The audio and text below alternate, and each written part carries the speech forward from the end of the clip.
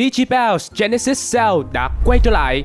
Ngày 1 tháng 4 năm 2022 là cơ hội vàng để các nhà đầu tư có thể sở hữu cho mình rất nhiều vật phẩm giá trị với mức giá siêu lời cùng các phần thưởng đi kèm siêu hấp dẫn. Nhanh tay truy cập digibounce.io để cập nhật những thông tin cực nóng về sự kiện này nha.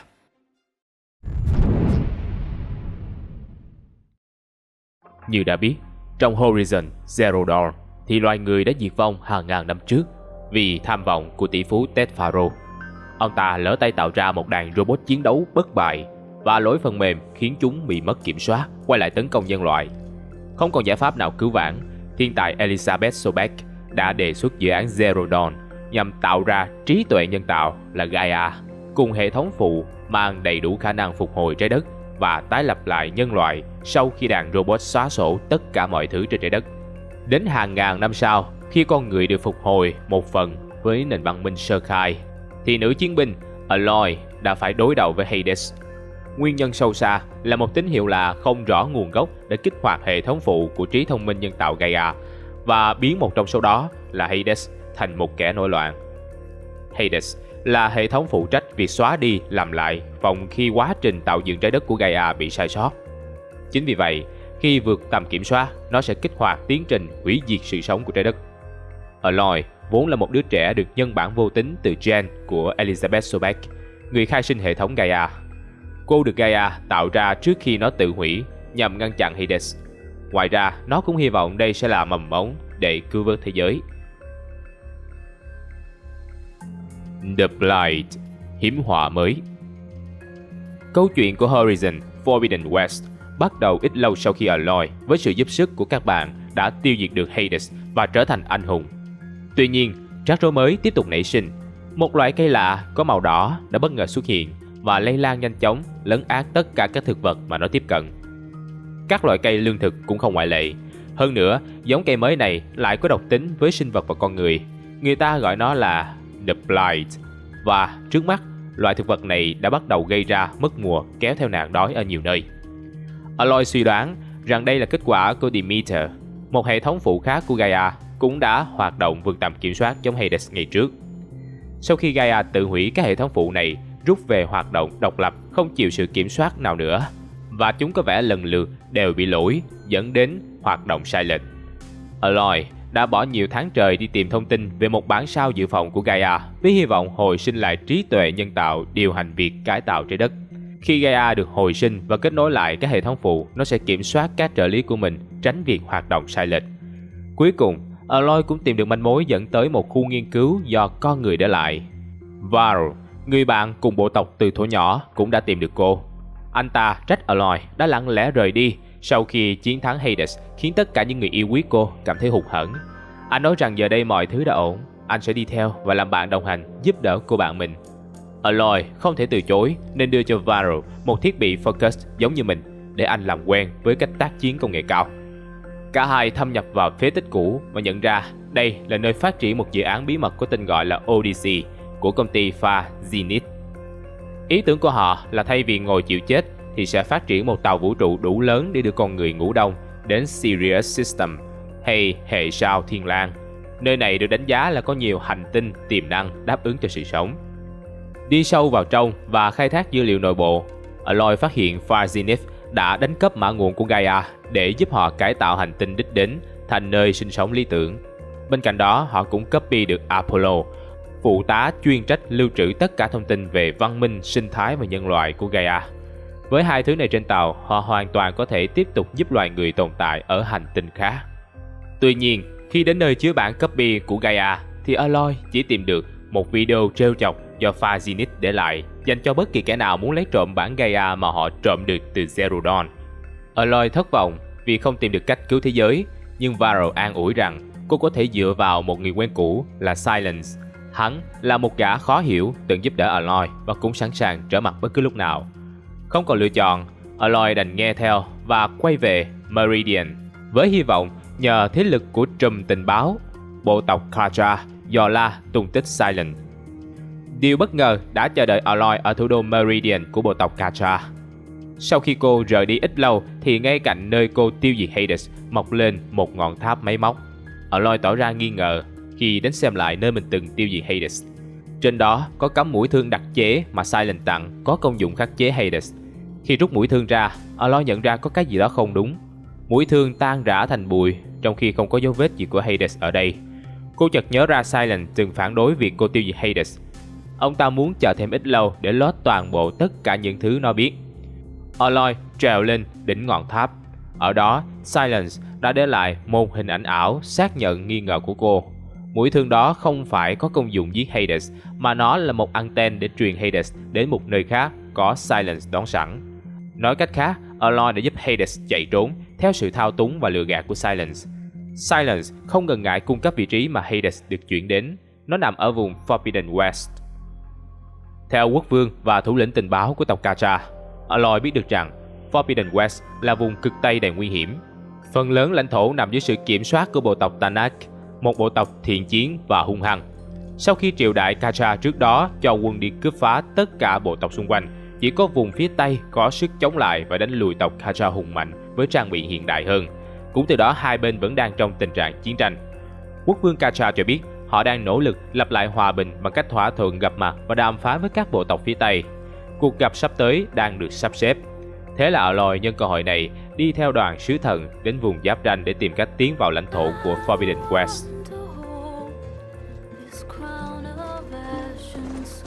Chia rẽ sâu sắc ở Forbidden West. Tanak là một nhóm các bộ tộc hợp lại, vì vậy họ cũng đang có chia rẽ sâu sắc. Ba bộ tộc lớn nhất cuối cùng đã cử đại diện đến hòa đàm là các Marshal của mình.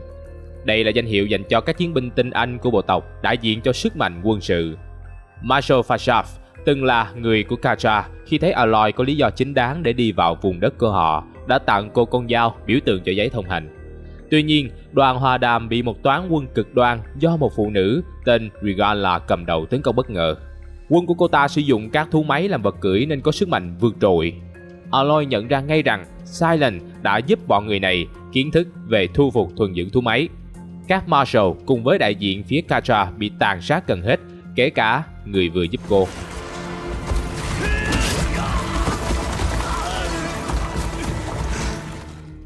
Varro cũng bị thương nặng. Riêng Aloy lại giết được một chiến binh hạng nhất, Champion của phe địch. Regala thấy mục tiêu đã đạt được nên cho quân rút lui bất chấp lời thách đấu đầy tức tối của Aloy.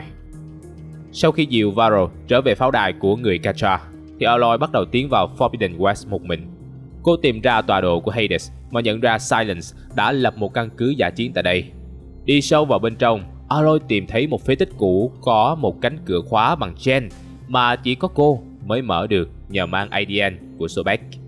Phía ngoài là một khối cầu quen thuộc, giống cái từng chứa Hades. Bên trong quả cầu là những gì còn lại của Hades. Silence đã truy cập được vào bộ nhớ và lấy đi tất cả những gì mà Hades biết về tất cả mọi thứ, sau đó xóa hết chúng để giữ bí mật. Không khai thác được gì có ích, Aloy đành dùng quyền truy cập tối cao của Sobek ra lệnh xóa sổ Hades. Đúng lúc này, Silence xuất hiện dưới dạng ảo ảnh và nói rằng ông ta đã tìm ra vị trí cất giấu mã nguồn nguyên bản của Gaia. Đó chính là cánh cửa phía trước. Mọi thứ đều được sắp đặt hết sức tinh vi dưới sự ma mãnh của Silence. Điều này càng khiến Aloy tức giận vì mình cũng là một con rối trong trò chơi trí tuệ của lão ta. Tuy nhiên, Aloy đang rất cần cái mà Silence đưa ra nên cô miễn cưỡng mở cánh cửa đi vào trong. Ở trung tâm của khu căn cứ là một ngân hàng lưu trữ mã nguồn dưới dạng các ống dữ liệu. Đây là nơi thử nghiệm Gaia và các AI phụ của nó. Vì vậy, đây là nơi hoàn toàn biệt lập và sở hữu toàn bộ mã nguồn riêng của Gaia phục vụ cho mục đích chạy thử, luyện tập cho các AI. Aloy tìm được 2 bản mã nguồn nguyên thủy còn dùng được, nhưng chúng chỉ là phần khuôn thô của Gaia mà không có các phụ tá gắn vào nên không thể hoạt động. Aloy lại thất vọng một lần nữa vì mọi nỗ lực đều không dẫn đến kết quả. Trong khi Silence an ủi rằng cứu thế giới có vẻ là quá sức với một người đơn độc, thì Aloy lại nảy ra hy vọng mới. Cô dùng hệ thống quét toàn bộ các nơi để tìm các phụ tá của Gaia cũ vốn bị mất kết nối sau khi nó tự hủy. Hệ thống chỉ tìm được một nơi còn phát tín hiệu là Minerva ở khu vực Blanksong. Silence bỗng đổi thái độ và nói với Aloy rằng sắp có một nhóm người cực mạnh sẽ đến đây. Nếu họ biết Aloy là nhân bản của Sobek và nắm hết các quyền truy cập quan trọng vào hệ thống Zero Dawn, có thể họ sẽ sử dụng cô. Trong khi Silence cố khuyên Aloy hãy hợp tác với những kẻ đó, thì cô gái tức giận vì cứ mãi bị gã này lừa. Cô chủ động cắt liên lạc, tự hủy bỏ Focus bị Silent cài virus theo dõi. Những kẻ Silent nhắc đến có lẽ đã tới khi bên ngoài có tiếng động lạ. Aloy tự tin rằng cửa đó chỉ có cô mở được nên quay sang tìm đường thoát. Cô gái nhận ra bên dưới là hệ thống thoát nước có thể sẽ dẫn ra sông bên ngoài. Đúng lúc này, cửa bất ngờ mở ra, có 4 người ăn mặc như vừa đóng phim Eternal bước vào, và một trong số đó được gọi là Beta, tiến lên chỗ chứa dữ liệu. Người này hình dáng y hệt Aloy, mặc áo trắng và cũng sử dụng quyền của Spec như cô. Aloy bị lộ chỗ ẩn nấp và đám người kia quyết định trừ khử cô vì họ có sẵn một phiên bản là Beta rồi. Người phụ nữ trong nhóm tỏ ra muốn ngăn cản, nhưng rồi lại thôi. Gã cục súc tên Eric bắt đầu lao vào tấn công, trong khi hắn có một bộ giáp kỳ lạ miễn nhiễm với tất cả mọi vũ khí. Ngược lại, hắn có rất nhiều vũ khí cực kỳ tân tiến và sức mạnh như siêu nhân. Aloy chỉ còn cách bắn rơi cỗ máy lưu trữ mẫu treo trên cao, khiến nó sập xuống phá thủng sàn, kéo tất cả xuống hồ nước bên dưới. Gã Eric tức tối sai con Tron thủ hạ của hắn đi tìm xác Aloy, còn cô thì mang theo các hành lang ngầm lặn sang chỗ khác. Vụ sập sàn đã để lại hậu quả khiến căn hầm sập lan rộng và hệ thống thoát nước bị vỡ, tạo thành một trận lũ cuốn Aloy ra ngoài. Với vết thương chiến đấu và lũ cuốn, Aloy dạt vào bờ suối trong tình trạng suýt chết. Varro đã đến kịp thời và mang cô về chữa trị. Phước bất trùng lai, họa vô đơn chí. Aloy tỉnh dậy gần như không thể đứng nổi, nhưng cô vẫn bất chấp muốn đi tiếp vì biết rằng những kẻ kia chắc chắn cũng đang chạy đua với mình. Varro giới thiệu Aloy với một phụ nữ tên Zoe, là một người dùng tiếng hát giao tiếp với máy móc của bộ tộc Yutaru.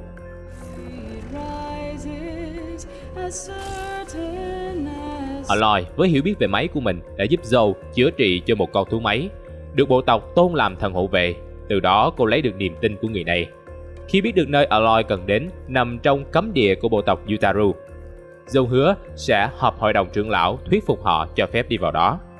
Aloy không còn cách nào khác, đành ngoan ngoãn nằm lại dưỡng thương, trong khi Zoe mất vài ngày tập hợp hội đồng. Cô cũng nghe trộm được cuộc trò chuyện giữa Varro với Zoe và nhận ra họ đang yêu nhau. Hội đồng trưởng lão của bộ tộc với đầu óc thủ cựu đã cho rằng việc máy móc nổi loạn là ý của thần linh, và dù cả bộ tộc có chết thì cũng hợp lý, vì đó là vòng tròn sinh tử của tự nhiên. Đúng lúc này, đoàn quân máy phá được vòng vây tràn vào làng. Nhóm bạn không cần phải xin phép nữa mà nhân lúc loạn lạc chạy thẳng vào khu cấm địa. Aloy vào được phòng điều khiển và thuyết phục Minerva đang trong tình trạng lo sợ chuyển sang đồng ý hợp tác. Cô dùng ống chứa mã nguồn Gaia cài vào hệ thống rồi gắn Minerva vào làm sức mạnh nền cho Gaia khởi động. Gaia chính thức hồi sinh nhưng trong tình trạng cơ bản không có nhiều sức mạnh. Bà ta tiếp tục đưa ra cho Aloy thông tin về 3 phụ tá khác mà mình quét được là Aether, Demeter và Poseidon. Những phụ tá khác đã biến mất không dấu vết. Riêng Hephaestus là AI phụ trách tạo ra các máy móc đã phát triển vượt kiểm soát và rất mạnh. Gaia cần phải kết nối thêm với 3 phụ tá còn lại để đủ sức tóm lấy kẻ bất trị này. Aloy quyết định sử dụng khu vực của Minerva làm căn cứ địa và nhờ Varro gọi ông bạn Eren của mình đến để cùng hành động. Đội quân của họ hiện đã có Aloy, Varro, Zoe và Eren. Chiến dịch phục hồi Gaia. Aether là đích ngắm đầu tiên của Aloy. Theo tọa độ thì nó nằm ngay phía dưới nơi sinh sống của bộ lạc Tenak. Thủ lĩnh Hikaru của bộ lạc biết Aloy muốn tìm thứ họ đang giữ nên ra giá trao đổi. Sau cuộc tấn công của Regala, bộ tộc Tenak mất gần hết các marshal của mình nên buộc phải tổ chức một cuộc thi tuyển. Aloy phải đi thuyết phục một thủ lĩnh bộ tộc chư hầu để hắn gửi các chiến binh tinh nhuệ đến tham dự. Kotaro, một marshal còn sống sót sau vụ thảm sát nhưng cụt một tay, được sai theo đi giúp Aloy. Gã thủ lĩnh tộc chư hầu cứng đầu muốn dựa vào pháo đài trên núi chắc chắn của hắn để cố thủ hơn là cử người đi giúp. Aloy liền nghĩ ra cách phá sập một mảng tường khiến pháo đài trở nên vô dụng. Và hắn chỉ còn cách duy nhất là tham gia cuộc thi để nhận sự bảo vệ từ tộc Tenak. Kotaro bắt đầu cảm thấy phục tài của Aloy nên tỏ ra tôn trọng cô hơn lúc mới gặp. Cuộc thi diễn ra và Hikaru đoán chắc Regala sẽ đánh phá. Ngoài việc tăng cường phòng thủ, ông ta nhờ Aloy giúp sức. Tuy nhiên, phía Regala quá mạnh, sử dụng cả thú máy độn thổ để tấn công. Hikaru bị dồn đến chân tường suýt nữa bị Regala giết chết, nhưng nhờ Aloy cùng các chiến binh tham gia cuộc thi hỗ trợ đã đẩy lùi được quân địch. Hikaru tấn phong một lớp marshal mới. tăng cường sức mạnh quân sự cho mình và không quên cảm ơn Aloy. Kèm theo đó là thực hiện giao kèo cho phép tiếp cận căn phòng bên dưới thu phục Aether. Kotaro có lớp kế tục gánh trách nhiệm cho bộ tộc nên quyết định dùng những gì còn lại của mình đi theo phục vụ Aloy. Sau khi đưa Kotaro về căn cứ và gắn Aether vào cho Gaia, Aloy nhận được thông tin bất ngờ. Gaia báo rằng bà nhận được một số tín hiệu chập chờn từ Ilutia. Tín hiệu này ghép thành thông điệp. Aloy lập tức cùng các bạn đến vị trí phát tín hiệu để thăm dò. Ngay bên ngoài là một trận chiến. Một bên là người cùng loại với đám Eric và bên kia là nhóm quân nổi loạn của Regalla. Đám quân Regalla phối hợp nhịp nhàng để dùng một loại thiết bị kỳ lạ phá hỏng lớp khiên của người siêu phàm kia, rồi dùng vũ khí giết chết được hắn ta. Tuy vậy, thiết bị kia cũng phát nổ theo, có vẻ do quá tải. Aloy để Eren lại cảnh giới, phòng khi đồng bọn của gã kia kéo tới, còn mình và Varro tiến vào bên trong. Họ tìm được Beta nằm trong một ngăn chứa, bên cạnh là thiết bị cấy ghép não đã bị lấy ra. Từ thiết bị này, Aloy biết Beta trốn thoát khỏi đám người kia, đánh tín hiệu cầu cứu và tự lấy thiết bị cấy ghép ra. Beta hy vọng tìm được Aloy và xin tị nạn tránh đám người kia. Cô cho biết những kẻ lạ mặt kia là những người Pha Zenith.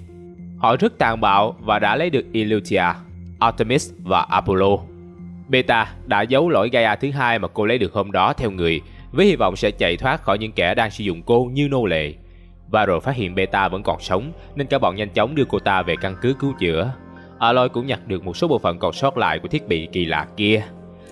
Gaia phân tích thiết bị và nói rằng kẻ nào tạo ra nó đã thành công, tuy nhiên đó là một mẫu thử chưa hoàn chỉnh nên bị phát nổ. Trước khi phát nổ, kẻ chế ra món này cũng đủ tinh khôn để xóa toàn bộ thông tin chứa bên trong thiết bị, tránh việc phát minh của mình rơi vào tay người khác. Aloy biết ngay đó chính là Silence, vì hắn đang sử dụng đám Regalla như đội quân chính của mình tại vùng này. Beta cho Aloy biết thêm nhiều thông tin về những kẻ thuộc Pha Zenith. Theo đó, bọn họ đã phóng thành công với một số kẻ tinh anh giàu có đủ tiền mua suất lên phi thuyền. Sau đó họ làm giả một vụ nổ để đánh lừa những người ở trái đất rằng Odyssey đã thất bại, mọi người đã chết hết. Họ đến được hệ sao thiên đăng như dự tính và thiết lập nền văn minh mới. Nhờ các biện pháp hiện đại mà những người này gần như sống bất tử suốt mấy ngàn năm. Nhưng vì một thảm họa nào đó, nơi họ ở bị phá hủy và cả đám người này phải quay trở lại phi thuyền và trở về trái đất. Họ dường như không quan tâm việc Zero Dawn hoạt động hay không mà chỉ muốn quét sạch trái đất rồi dùng nó làm nơi ở. Khi biết được Aloy vẫn chưa kiểm soát được Hephaestus thì Beta rơi vào hoảng loạn. Cô đánh giá quá cao tình trạng của Aloy nên phản bội những người Zenith, nhưng giờ có vẻ đó là quyết định ngu ngốc. Aloy tạm thời để Beta lại cho Varro và tiếp tục đi tìm Poseidon. Theo chỉ dẫn của Gaia, Poseidon nằm trong một phế tích cũ giữa hoang mạc mà trước đây người ta gọi là Las Vegas. Aloy tìm đến đây và nhận ra khu vực chứa Poseidon đã bị chìm trong nước. Một nhóm những người chuyên thu gom phế liệu đang dự tính chế ra thiết bị lặn để vào trong hầm tìm kiếm những vật có giá trị. Aloy đã dùng kiến thức của mình giúp nhóm người này cải tiến thiết bị lặn và cuối cùng chế ra một ống thở giúp lặn sâu hiệu quả. Aloy sử dụng thiết bị này lặn xuống hầm, tìm đến phòng điều khiển hệ thống bơm để khởi động máy. Máy bơm nhanh chóng giải tỏa hết lượng nước trong hầm, làm phát lộ một không gian lớn kèm theo một con thú máy to lớn đang canh giữ nơi này. Đánh bại con thú máy, Aloy tìm được Poseidon, đồng thời giúp những người thu gom phế liệu khởi động lại hệ thống chiếu 3D của Las Vegas hoa lệ ngày xưa. Viễn cảnh cực đẹp khiến nhóm thu gom phế liệu quyết định xây dựng nơi đây thành một thiên đường giải trí giữa sa mạc.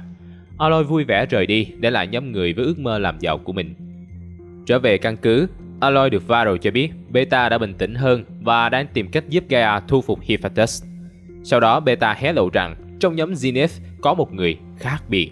Đó là người phụ nữ tên Tilda, cũng là người có ý tốt trong nhóm gặp Aloy hôm trước.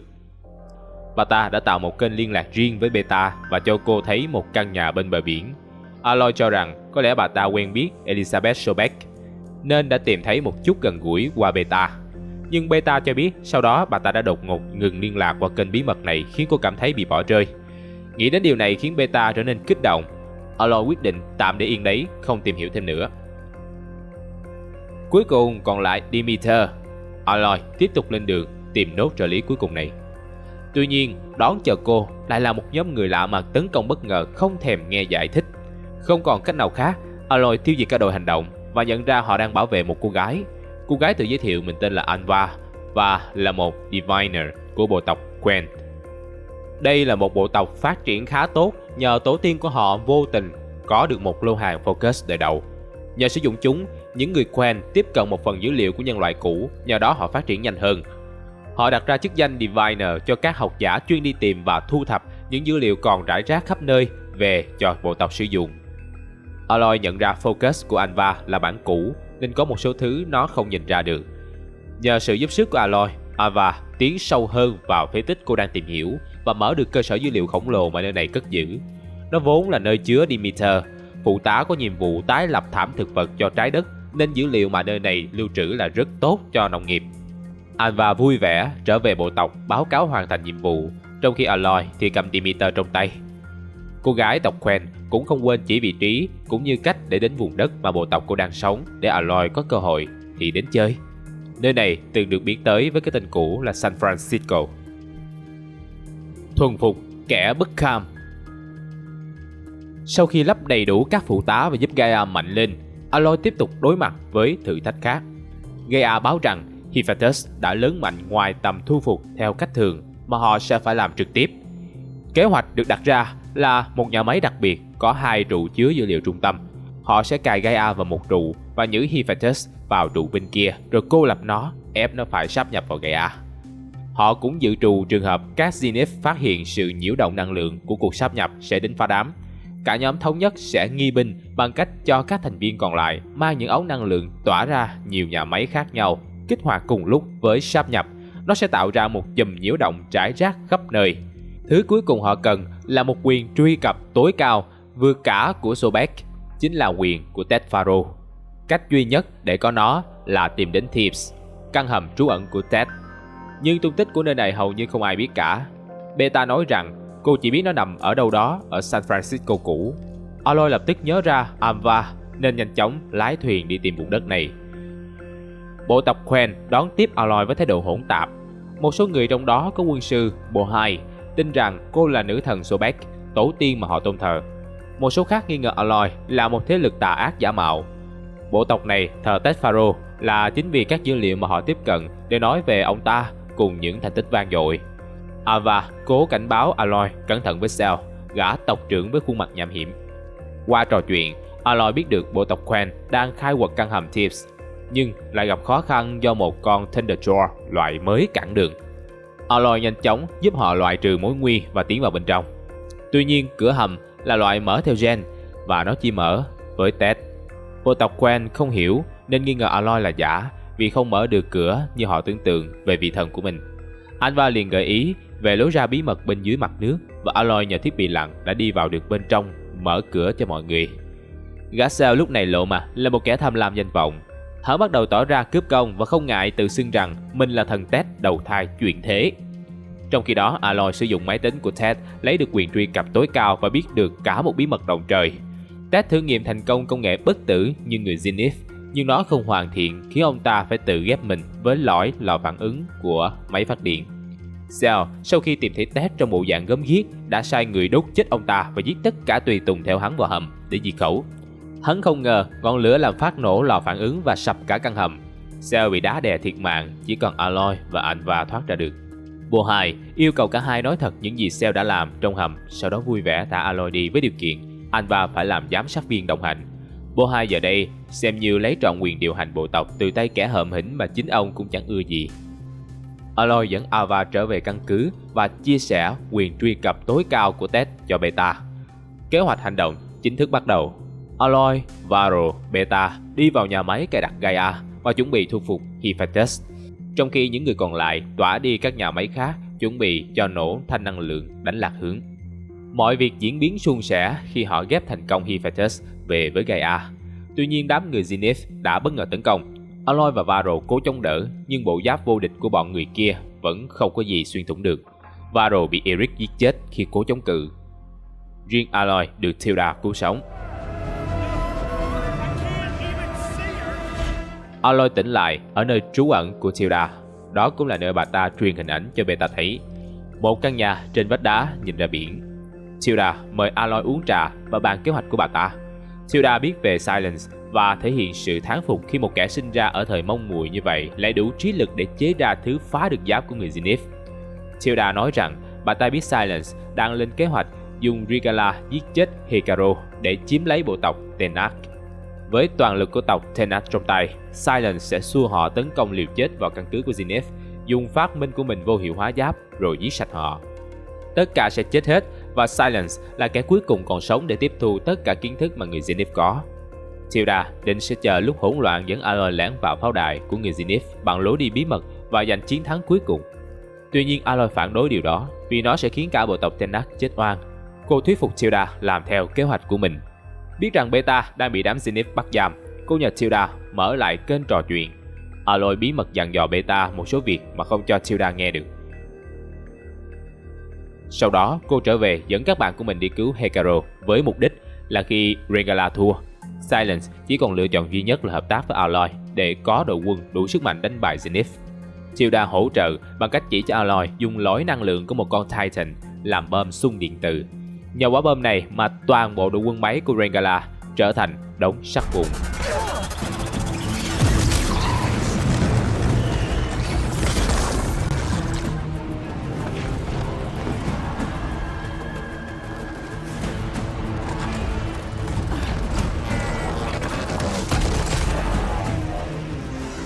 Aloy thách đấu tay đôi với Regalla để trả thù cho tất cả những nạn nhân bị bà ta giết hại. Aloy chiến thắng cuộc đấu và được phép định đoạt mạng sống đối thủ. Kotaro đứng ra hành quyết kẻ địch thay Aloy và kết thúc mạng sống lẫn cuộc nổi loạn của Regalla. Silence lập tức liên lạc đề nghị hợp tác. Aloy đưa ra điều kiện gặp trực tiếp tại căn cứ, mang theo món vũ khí bí mật của ông ta. Tất cả mọi người có mặt đầy đủ tại căn cứ chuẩn bị cho cuộc tiến công. Tilda chỉ vị trí và mô tả chi tiết bên trong pháo đài của người Zenith. Aloy thì phân công nhiệm vụ cho các nhóm đảm bảo cuộc tấn công hiệu quả nhất. Sau khi mọi người rời đi, Aloy giữ Alva và Kotaro lại giao một nhiệm vụ bí mật khác. Cô đã dự phòng cho tình huống Tilda trở mặt, vì vậy đã sắp xếp một kế hoạch phụ. Zoe làm lễ cầu nguyện cho Varro và tiết lộ với Aloy rằng cô đã có thai đứa con của Varro. Cuộc tấn công tiến triển thuận lợi khi Tilda dẫn cả nhóm đi qua đường hầm vào sát pháo đài. Đội Thrawn bảo vệ bị vô hiệu hóa bởi kế hoạch của Aloy sắp xếp với Beta. Beta theo lời đề nghị đã lén cài Hephaestus vào máy in 3D sản xuất robot, khiến cho hệ thống của Zenith sản xuất hàng loạt thú máy mạnh mẽ kháng cự lại đám Thrawn canh gác. Những người Zenith xông ra bị thiết bị của Silence làm tan mất lớp khiên trắng, lớp bỏ chạy, lớp bị giết chết. Eric tự tin mình mạnh hơn Aloy nên quay sang đấu tay đôi, không ngờ bị đánh bại. Trong lúc Eric đang gục xuống thì Zoe xông ra dùng thương xiên chết hắn trả thù cho Varro.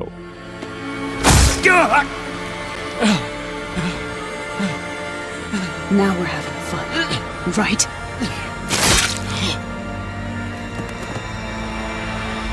Kẻ thù mới không thể đánh bại. Aloy tiến đến phòng điều khiển giải thoát cho Beta và nhờ cô gái lục tìm trong dữ liệu người Zenith về cái gọi là Nemesis. Sự thật được phơi bày với sự xác nhận của Tilda sau đó. Những người Zenith không thỏa mãn với sự bất tử về cơ thể. Họ muốn một sự bất tử toàn năng khi có thể chuyển trí não thành kỹ thuật số. Điều này giúp họ có thể sống trong hệ thống máy tính cũng như người máy và bất cứ đâu. Thí nghiệm này đã thất bại và dự án bị hủy, nhưng những người bị kẹt trong đó vẫn sống.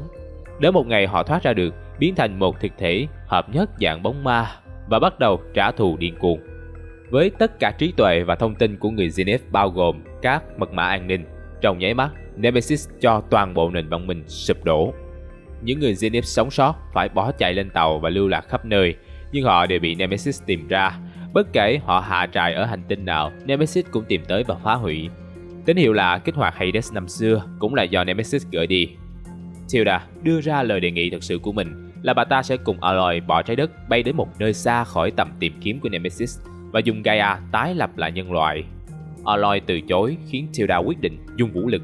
Cô gái nhanh chóng đánh bại Tilda khiến bà ta chết kẹt trong con Thrawn của mình. Silence tìm đến sau đó và vẫn dùng cùng một kế hoạch với Tilda. Hắn mời Aloy đi cùng vì đó là cách duy nhất để bảo toàn nhân loại. Aloy tiếp tục từ chối với quyết tâm ở lại giúp trái đất chống lại Nemesis. Silence toan ra đi một mình, nhưng khi nhìn thấy Aloy cùng các bạn vui vẻ bên nhau, hắn ta chạnh lòng, quay người lại và bước trở xuống đất. Nhân loại giờ đây đang hưởng những phút giây hòa bình tạm thời trước khi hiểm họa Nemesis ập tới. Họ tích cực chuẩn bị từng ngày từng giờ để có thể đánh bại kẻ thù từ vũ trụ sâu thẳm khi chúng kéo đến trái đất.